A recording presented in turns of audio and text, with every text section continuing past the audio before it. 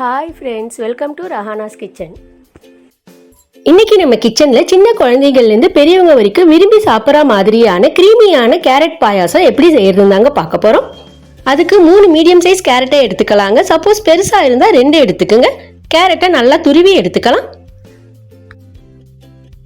அடுத்து முந்திரி பருப்பு 2 விதமான உலர் திராட்சையை எடுத்துருக்கங்க. கடாயில் 2 டேபிள் ஸ்பூன் நெய்யை விட்டுக்கலாம்.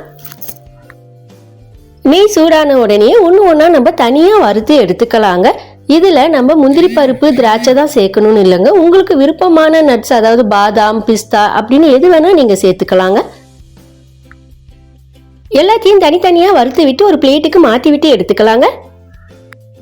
அதே கடாயில் 4 டேபிள் ஸ்பூன் அளவுக்கு நைலான் ஜவ்வரிசியை சேர்த்துக்கலாம். ஜவ்வரிசி கருகிடாமல் இருக்கிறதுக்கு அடுப்பை மீடியம் ஃப்ளேமில் வச்சு 3-4 நிமிஷத்துக்கு வறுத்து விட்டுக்கலாங்க. 3-4 நிமிஷத்துக்கு அப்புறம் ஜவ்வரிசி நல்லா வறுபட்டு இந்த மாதிரி நல்லா பொரிஞ்சு வந்திருக்குங்க. இந்த ஸ்டேஜில் நம்ம துருவிய கேரட்டை சேர்த்துக்கலாம். கேரட் 2 நிமிஷத்துக்கு வதக்கி விட்டுக்கலாங்க. அதாவது பச்சை வாசனை போகிற வரைக்கும் மீடியம் ஃப்ளேம்லேயே நல்லா வதக்கி விட்டுக்கலாம். கேரட் அதனுடைய பச்சை வாசனைலாம் போய் கொஞ்சம் வெளுப்பாகி வதங்கி வந்துருங்க. அந்த ஸ்டேஜில் ஒரு பெரிய டம்ளர் அளவுக்கு தண்ணியை சேர்த்துக்கலாங்க. நல்லா கிளறி விட்டுக்கலாங்க. அடுத்து ஜவ்வரிசி நல்லா வெந்து வர்றதுக்கு கடாயை கவர் பண்ணி விட்டுக்கலாங்க. ஜவ்வரிசி வெந்து வர வரைக்கும் குக் பண்ணி விட்டுக்கலாங்க. நடுநடுவில் ஓப்பன் பண்ணி கிளறி விட்டுக்கலாம். ஓப்பன் பண்ணி விட்டுக்கலாங்க. ஜவ்வரிசி வெந்ததுக்கு அப்புறம் காய்ச்சி ஆற வச்ச பால் 1/2 லிட்டர் போல சேர்த்துக்கலாங்க.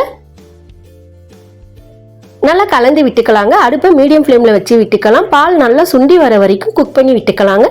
ஓரங்களில் சேர்ற இந்த ஏடையை எடுத்து விட்டுக்கலாங்க. அதையும் பாயாசத்து கூட கலந்து விட்டு குக் பண்ணி விட்டுக்கலாங்க. பால் நல்லா கொஞ்சம் சுண்டி வந்ததுக்கு அப்புறம் 1/2 கப் போல சர்க்கரையை சேர்த்துக்கலாங்க. சர்க்கரை கூடவோ குறைக்கவோ உங்க சர்க்கரை சுவைக்கு ஏற்ற மாதிரி சேர்த்துக்குங்க. நல்லா ஒரு தடவை கிளறி விட்டுக்கலாங்க. சர்க்கரை மெல்ட் ஆகுற வரைக்கும் குக் பண்ணி விட்டுக்கலாம். சர்க்கரை மெல்ட் ஆனதுக்கு அப்புறம் 1/4 டேபிள் ஸ்பூன் போல ஏலக்காய் பொடியை சேர்த்துக்கலாம்.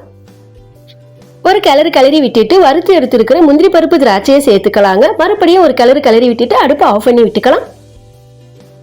எந்த ஒரு ஃபுட் கலரும் சேர்க்காத கிரீமியான கேரட் பாயாசம் சூப்பராக ரெடி ஆயிடுச்சுங்க. இதை நீங்கள் சூடாக பரிமாறினாலும் சரி, அல்லது ஃப்ரிட்ஜில் வச்சு நல்லா சில்லுன்னு பரிமாறினாலும் சரி, சூப்பராக இருக்குங்க. நீங்களும் ஒரு தடவை ட்ரை பண்ணி பாருங்க.